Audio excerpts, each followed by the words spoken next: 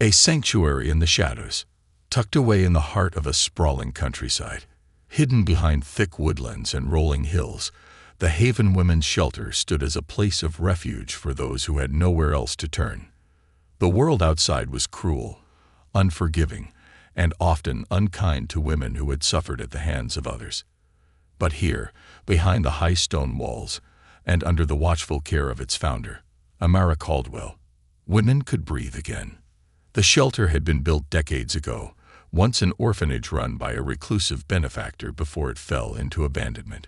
When Amara first discovered it, the place was in ruins, broken windows, rotting floorboards, vines creeping through cracks in the walls. But she saw something in those remains: hope. It took years of relentless fundraising, personal sacrifice, and pure willpower, but she transformed it into a sanctuary for women escaping violence, poverty, and despair. The shelter wasn't just a place to sleep. It was a home. The large, 3-story structure housed over 30 women at a time, each with their own painful story. Some had fled abusive marriages. Others had escaped human trafficking. Some were former addicts looking for redemption, while others were young mothers who had been thrown away by families who deemed them a disgrace. Amara made sure that every woman who walked through those doors knew one thing: she mattered. A place to heal. Days at the Haven followed a structured rhythm, designed to bring a sense of normalcy. Mornings began with communal breakfasts. Fresh bread, eggs from their small chicken coop, and hot coffee. The dining hall, with its mismatched wooden chairs and long, worn-out tables, buzzed with conversation, laughter, and sometimes tears. After breakfast, the women worked together. Some tended to the lush vegetable garden, growing tomatoes, lettuce, and herbs. Others spent time in the workshop, sewing and crafting handmade goods that they sold to local markets. Those who needed solitude found comfort in the small library, its shelves lined with donated books, a world of stories offering them escape. Therapy sessions were held twice a week. Amara herself led some of them, guiding women through their trauma, helping them rediscover their voices. She knew firsthand what it was like to be powerless. That was why she built this place, so no woman under her care would ever feel powerless again. At night, the shelter fell into a comforting quiet. The soft hum of the wind through the trees, the creak of the old wooden stairs, and the occasional murmur of women, talking in hushed tones, created a peaceful atmosphere. It wasn't a perfect life, but it was a safe one. Or so they thought. A mystery unfolds. The first unexpected pregnancy was brushed off as an accident. The young woman, Lila, swore she hadn't been with anyone since arriving at the shelter 6 months ago. She was terrified, confused, but the staff assured her that perhaps she had miscalculated, perhaps her memory was hazy from past trauma. Then it happened again, and again. By the time the 6th woman was found to be pregnant, each one claiming to have not been intimate with anyone, the shelter was no longer filled with warmth. It was filled with whispers, suspicion, and fear. "It's not possible," Irina, Amara's right-hand administrator, insisted one evening as they sat in Amara's dimly lit office. The scent of lavender candles filled the air, but it did little to soothe the tension between them. Amara rubbed her temples. And yet it's happening. She had seen impossible things in her lifetime, but this defied logic. Each woman had undergone medical examinations before arriving. All were in good health. None had been pregnant before. Rumors began to spread among the residents. "It's something in the food. Maybe it's the vitamins we've been taking. What if someone is coming in at night?" That last whisper sent a chill through Amara's spine. The Haven was isolated, its nearest neighbor nearly 4 miles away. The dense forest that surrounded it made it impossible for just anyone to wander in. But what if someone had found a way? The hidden benefactor. The shelter had always struggled financially, relying on donations and government aid that often arrived too late. But recently, a new benefactor had emerged: Biogenesis Pharmaceuticals. The company had donated generous shipments of food, water, and vitamins. Their products had become a staple of the shelter, filling gaps that Amara had been unable to cover. The donations had been a miracle, or so she had thought. But now she wasn't so sure. Grabbing the latest shipment invoice, Amara's heart pounded as she scanned the ingredients list on the vitamin bottles. Most were standard supplements: iron, folic acid, B12, but one stood out: Kg7. She had never heard of it before. Turning to her computer, she quickly searched for the compound. The results made her stomach twist. Kg7 was a synthetic fertility stimulant. Her hands clenched into fists. Had they unknowingly been giving the women something that was altering their bodies? Her first instinct was to call the authorities, but she stopped herself. No proof. No solid evidence. The police wouldn't take her seriously. She had to be sure. No, she needed to see it for herself. The plan. That night, as the shelter lay in silence, Amara and Irina made their way through the halls, carrying small, hidden cameras. They installed them in the hallways, storage rooms, and most importantly, the clinic where the women were given their regular health checkups. If someone was coming in, if something was happening in the shadows, the cameras would catch it. Amara had dedicated her entire life to protecting these women. And now, she would uncover the truth, no matter the cost. Something was happening at the Haven, and she was about to find out exactly what. Shadows in the night. The air inside the Haven felt thicker that night. It was the kind of quiet that wasn't peaceful, it was watchful. A silence filled with unanswered questions, and the weight of something unseen, lurking just beneath the surface. Amara Caldwell had always prided herself on control. She had built the Haven from nothing, fought tooth and nail to keep it open, and protected the women who walked through its doors. But now, she was losing control. She sat at her desk, staring at the security feeds displayed on her laptop. The hidden cameras were live. The grainy black and white footage flickered. Empty hallways, sleeping women, dimly lit common areas. Her fingers tapped restlessly on the wooden desk. If someone had been entering the Haven at night, they'd see it now. She hoped they wouldn't. She feared they would. A growing fear. Over the past 2 weeks, Amara had watched the fear spread through the Haven like wildfire. The women whispered in hushed voices, glancing over their shoulders, distrusting their own shadows. Some refused to sleep, keeping their doors locked and barricading themselves inside. Others, however, clung to false hope. "Maybe it's a miracle," one of them had said. "Maybe we were chosen for something bigger." That sentence haunted Amara. She had seen desperation take many forms. Some women fought against it, clawing their way back to reality. Others embraced it, believing in stories they needed to be true. But this wasn't divine intervention. This was something else. The first clue. It was nearly 3 a.m. when the first anomaly appeared. Amara's eyes flicked to one of the hallway cameras. A movement. A shadow at the far end of the corridor. Slow, silent, unfamiliar. She leaned in closer. The figure moved toward the clinic. Her heartbeat slammed against her ribs. The clinic was where they kept the vitamins. The clinic intruder. Amara didn't hesitate. She grabbed a small flashlight, tucked a pocket knife into her cardigan, and slipped out of her office. Her footsteps were silent as she made her way down the corridor. The wooden floors creaked beneath her weight, but the storm outside masked the sound with the whistling wind. Reaching the clinic door, she paused. The room was dark, except for the soft glow of the mini-fridge's blue light. Someone was inside. Amara's fingers tightened around the doorknob. Deep breath. She pushed the door open. Fast. And just like that, she saw him. A man in a black coat, crouched in front of the supply cabinet. A chase in the dark. He turned at the sound of the door opening. His gloved hands frozen mid-motion. His face was hidden under a dark hood, but Amara saw something glint in his grip. A vial. Her eyes darted to the open box beside him. The vitamin bottles. No, not vitamins. Something else.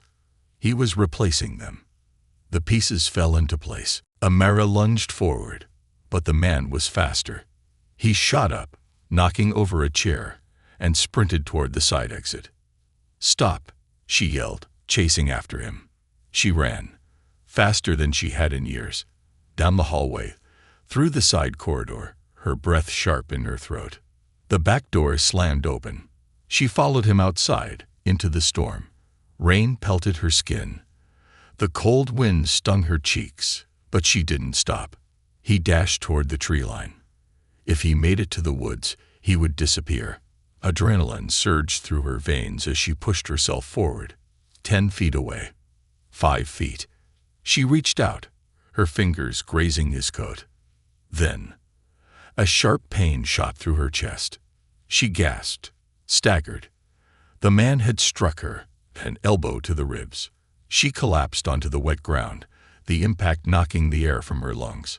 She lay there, struggling to breathe, as she watched him vanish into the darkness.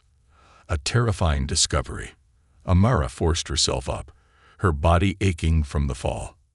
She stumbled back toward the clinic, gripping the doorframe as she stepped inside. Her hands shook. She crouched next to the open supply box. She picked up a bottle of the vitamins. And then she saw it. The real labels were underneath. The pills weren't vitamins. They were hormonal drugs. Her stomach turned. Someone had been drugging the women. And the pregnancies. They weren't accidents. They were planned. The hidden agenda. Amara's mind raced. Who was behind this? She grabbed her laptop and opened the sponsorship contract. It was filled with legal jargon, but one section stood out. All recipients must comply with health evaluations and participate in ongoing wellness programs funded by the Biogenesis Medical Initiative. Wellness programs. Medical initiative. It wasn't donations. It was experimentation. They had been using the women, not as patients, as test subjects. A new threat. A sharp knock at the door made Amara jump. She spun around, heart-hammering. It was Irina. Her face was pale, terrified. "Amara," she whispered. Her hands trembled as she held out a piece of paper, something that had been slipped under the front door. Amara took it, her fingers numb. There were only 4 words written on it. "Stop asking questions. Now." She looked up at Irina. For the first time since opening the haven, Amara felt true fear. Someone was watching them. And they weren't finished yet. Whispers in the dark. Amara sat frozen, the crumpled note in her hands. The words burned into her mind. "Stop asking questions. Now." The ink had bled slightly, as if written in haste. A warning. A threat. She glanced up at Irina, whose face was ghostly pale. "Where did you find this?" Amara whispered. Irina swallowed hard. "It was slipped under the front door. Sometime after midnight. I heard a noise, but by the time I got there, whoever it was, they were already gone." Midnight. The same time she had chased the intruder. A deliberate message. Someone knew she had seen too much. Someone wanted her silenced. The unraveling trust. By morning, the tension inside the haven was palpable. The women whispered in hushed voices, throwing nervous glances at the windows. Shadows seemed longer, the air heavier. Amara could feel it. Paranoia was setting in. She gathered the women in the common room, her voice steady despite the storm brewing inside her. "Someone has been inside our home," she said, scanning their faces. "And they were not here to help us." Gasps rippled through the group. A few women clutched their stomachs protectively, their fear now tangible. "They've been tampering with our supplies. The vitamins aren't vitamins," Amara continued. "I don't know what's in them yet, but I will find out." Lee, the soft-spoken artist, raised a trembling hand. But who would do this? And why? Amara hesitated. The truth was too dangerous. "I don't have answers yet," she said. "But until I do, I need everyone to stop taking those pills." Immediately. The women nodded in unison, but their eyes held something else now. Doubt. Fear. Suspicion. The first victim. That night, the screaming started. Amara bolted upright in bed, her heart hammering. The sound was raw, agonized. She ran barefoot through the dimly lit halls, following the wails. Other women emerged from their rooms, eyes wide with fear. The cries led them to room 8. Maria's room. Amara threw the door open and froze. Maria was curled on the floor, drenched in sweat, trembling violently. Her thin nightgown clung to her body, soaked. Her skin was pale, too pale. Blood smeared the sheets. A miscarriage. Amara rushed forward, pressing Maria's shaking hand between her own. "Stay with me," she begged. "Just hold on." Maria gasped, her breath shallow and erratic. It hurts." Amara's mind raced. The pills. The hormones. This was not natural. Whatever was inside her had been ripping her apart from the inside. A race against time. They carried Maria to the clinic. Irina worked swiftly, but the supplies were limited. "We need a hospital," Irina hissed, "if she doesn't get help." But Amara knew. Taking Maria outside meant risking everything. What if they were being washed? What if this was what they wanted? Still, there was no choice. "I'll drive her," Amara said. They bundled Maria into the van, wrapping her in blankets. Rain poured in sheets as Amara gripped the wheel. The road was deserted. She drove fast, her hands white-knuckled on the steering wheel. Every passing headlight made her flinch. But no one followed. Not yet. A chilling revelation. The hospital was a small rural facility, just 20 minutes from a haven. Maria was taken in immediately. The doctors worked fast, their faces drawn. Amara waited, pacing the cold linoleum floor. Then, a doctor approached, her expression unreadable. "We need to talk," she said. Amara's stomach clenched. She followed the doctor into a small office. The woman shut the door, hesitating before speaking. "Maria's condition is unusual," she said slowly. Amara braced herself. "We ran some tests. Whatever was inside her, it wasn't a normal pregnancy." Amara's blood ran cold. "What do you mean?" The doctor exhaled.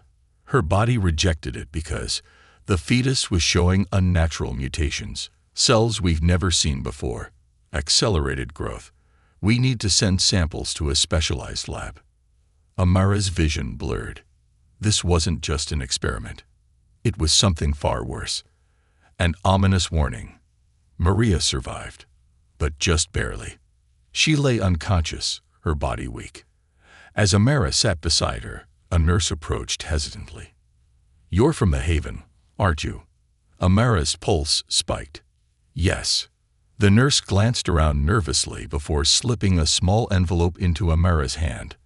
"I don't know who sent this," she whispered, "but it was waiting at the front desk. For you." Amara stared at the envelope. Her fingers trembled as she opened it. Inside was a single Polaroid photograph. Her breath caught. It was Maria, taken from the window of her hospital room. From outside. And at the bottom, scrawled in jagged handwriting, "You should have let her die." A chill crept down Amara's spine. They knew. They were watching. And now, they were coming for her. The shadows that watch. Amara's hands trembled as she stared at the photograph. The image of Maria's hospital room sent a chill down her spine. Someone had been watching. Not just at the Haven. They had followed her, tracked her to the hospital, and the message scrawled across the bottom. "You should have let her die." It wasn't just a threat. It was a warning. The silent departure. Amara stuffed the photo into her pocket and forced her hands to stop shaking. She couldn't stay here.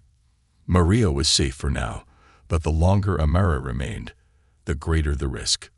She rushed back into Maria's hospital room. The woman was still unconscious, her body frail and weak. Machines beeped softly around her.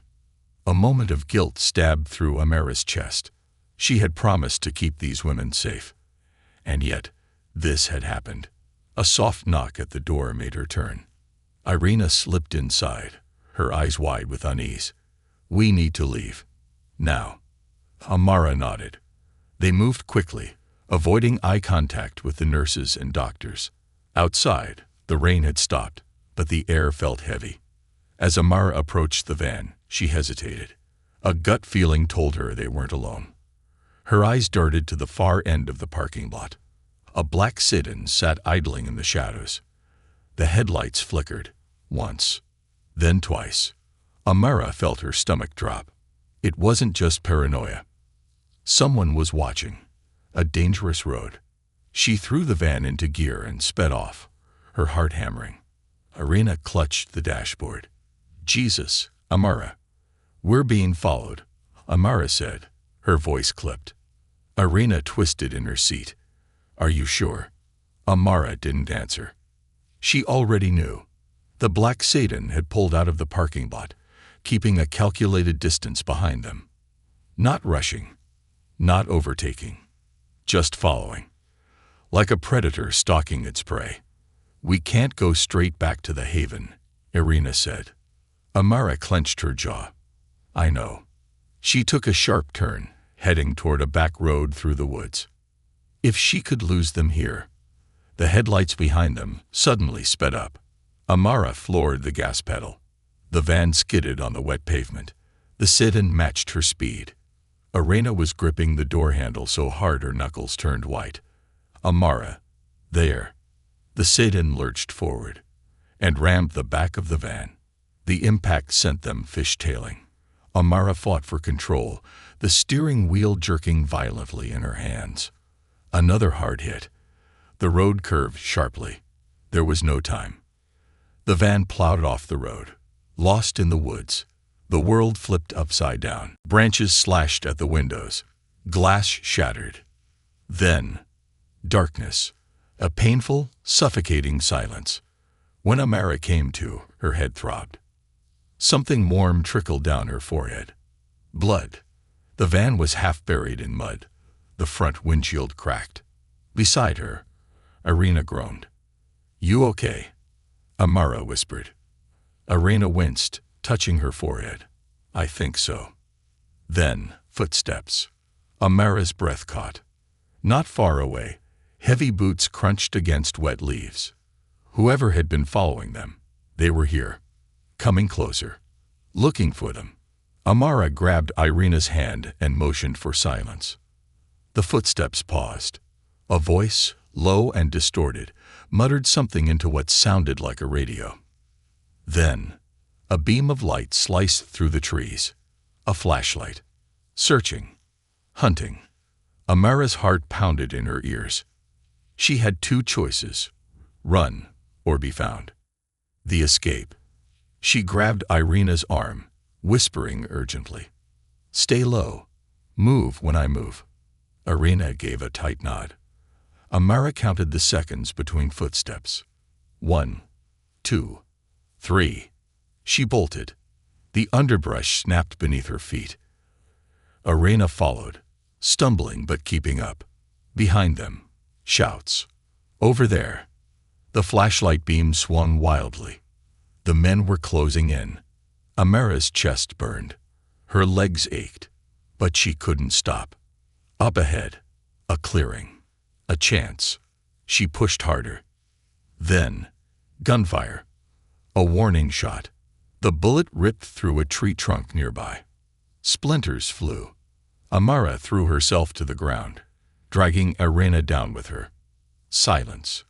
The men were listening. Amara's breath hitched. The forest was too open. They had tow. Her eyes locked onto an old storm drain near the edge of the clearing. An escape route. She nudged Irina. There. Irina hesitated, then nodded. They crawled toward it, their movements slow, careful. The voices behind them grew louder. Find them. Now. They were out of time. Amara reached the drain first. She shoved the rusted grate aside and slipped inside. Irina followed, barely making it through before. The flashlight beam swept past the opening. They pressed against the damp concrete. holding their breath. Footsteps crunched outside. So close, too close. Then, a voice. They're gone. The flashlight swung away. The men moved off. Amara's body sagged. They had made it, but only for now. The hidden files. It took an hour to reach the haven. By the time they arrived, the sky was bleeding into dawn. They slipped inside, locking every door and window behind them. Amara didn't stop to rest. She had one goal: answers. She went straight to her office, pulled out the hidden USB drive from her locked drawer, and plugged it into her laptop. A file popped up. Project EDN. Her fingers trembled as she opened it. Lines of data flooded the screen. Medical records. Genetic experiments. The women at the Haven. They weren't just test subjects. They were chosen, pre-selected for their genetic markers, designed to carry something unnatural. And the pregnancies. They weren't accidents. They were engineered. Amara's breath came fast and shallow. This wasn't just some illegal drug trial. It was a controlled breeding program for something inhuman. And now, they knew she had found out. A soft knock at the door made her freeze. Irina's voice. Amara, there's someone outside. Amara turned. Through the office window, a black SUV sat idling outside the gates, waiting, watching. And this time, they weren't going to let her go. No way out.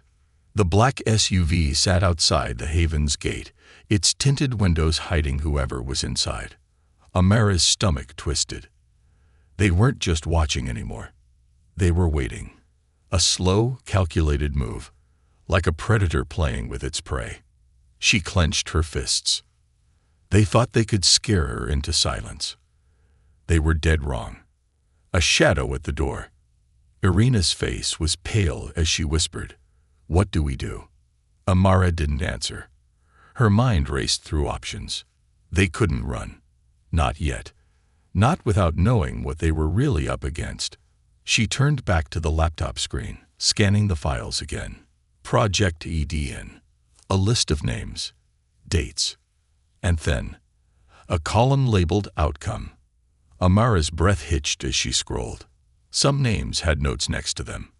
Failed experiment, TER, INATE.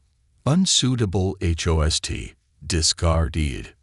Viable carrier, monitored. Her pulse pounded in her ears. She recognized some of these names. Women who had come to the Haven for safety. Women who had vanished. And Maria. Amara's stomach dropped as she found her name. Viable carrier. Pregnancy we progressing. Amara's fingers curled into fists. This wasn't just about saving women from abusers. It was something bigger. Something monstrous. And the Haven had never been safe. Someone inside had been working against them. The informant.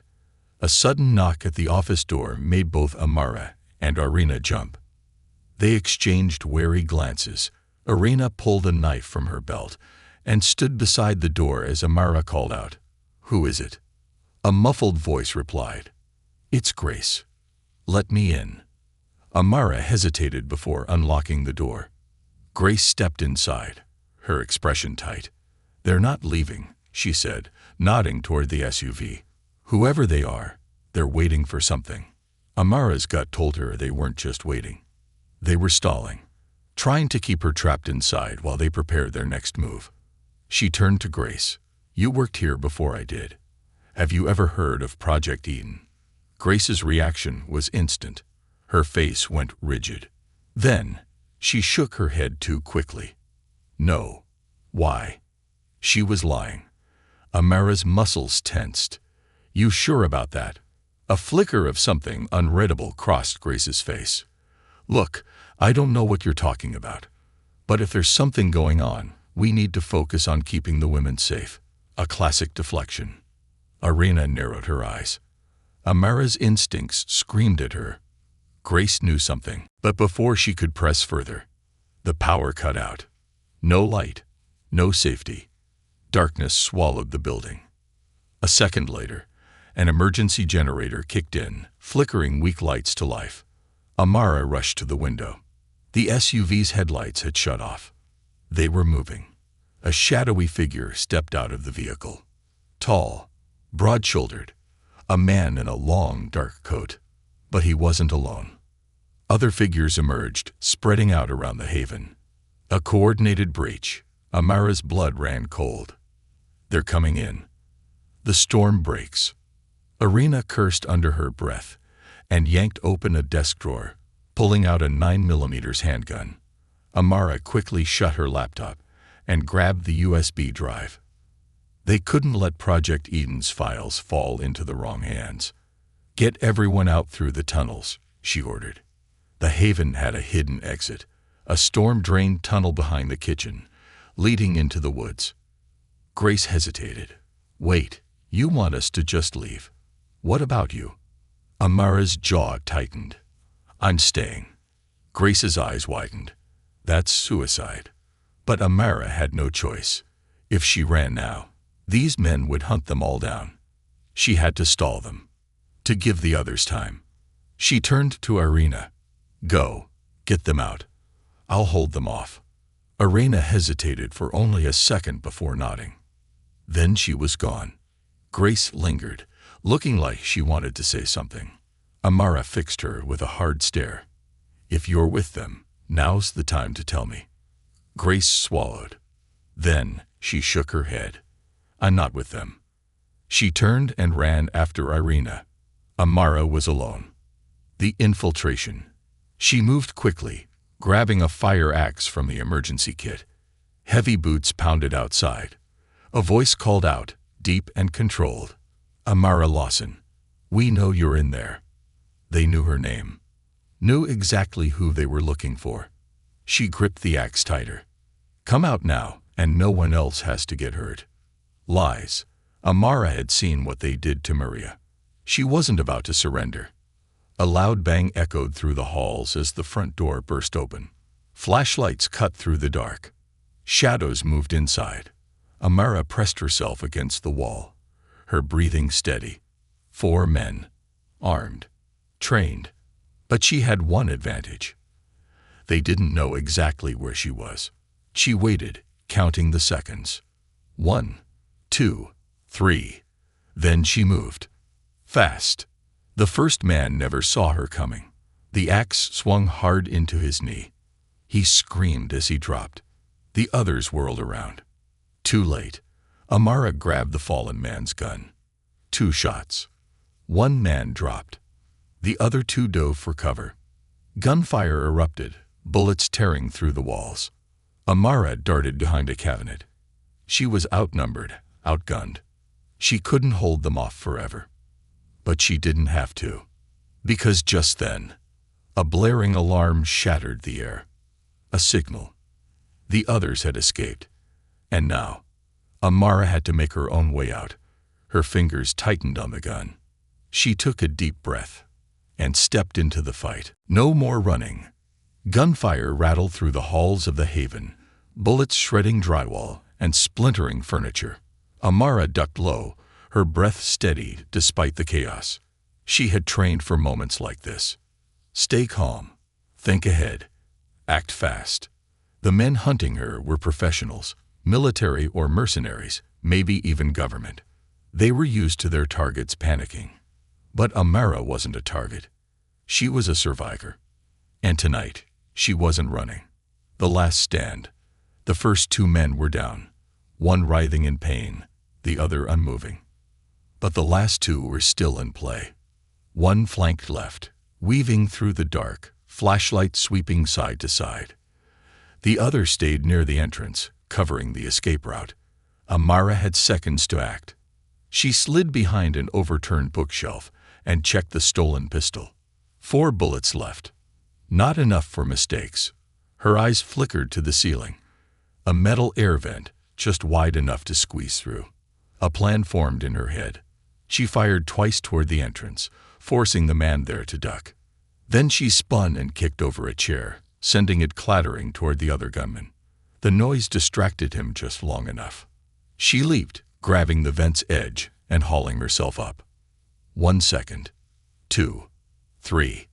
A sharp burst of gunfire ripped through the space she'd just been standing in. But she was already inside the vent, crawling forward as fast as she could.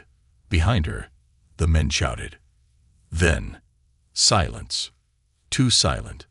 They weren't following. Which meant they had another plan. Trapped like prey. Amara moved quickly, twisting through the vents toward the Haven's rear exit. She knew Irina and the others were safe by now.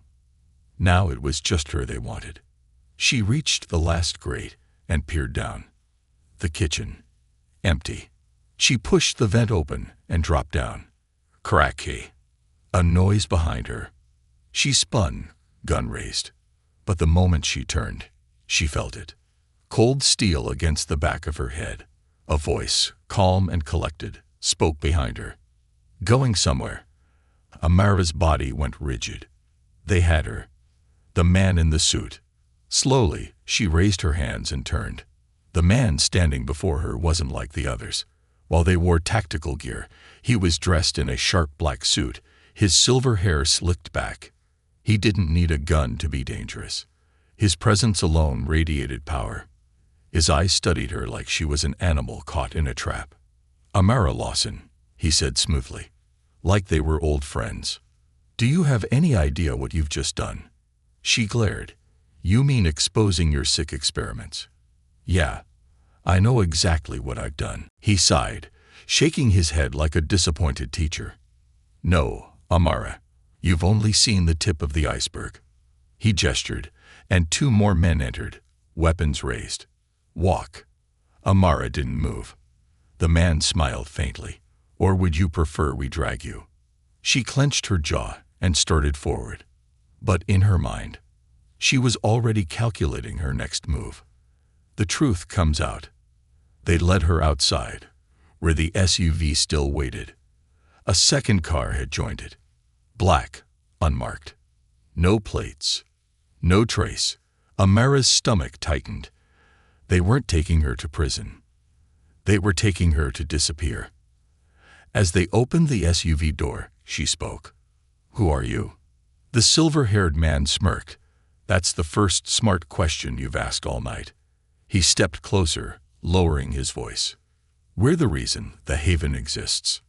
Amara froze. What? He continued. We funded it. We supplied it. And we let you think you were running it. A slow, creeping horror slid down Amara's spine. You, her voice caught. You were behind it all. The man's gaze didn't waver. You helped us, Amara. You and Irina. You brought us exactly what we needed. Perfect candidates for Project Eden. Her hands curled into fists. She had trusted the Haven. Believed she was saving women. All this time, she had been handing them over to the enemy. No more chains. Something inside her snapped. She lunged.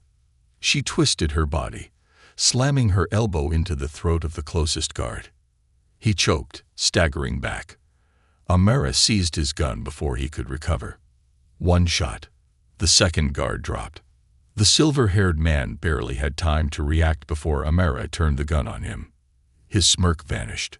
That, she said coldly, was your first mistake. The sound of distant sirens filled the air. Amara had tripped the Haven's emergency alarm before she left.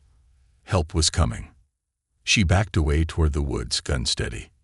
You think this changes anything? The man called after her.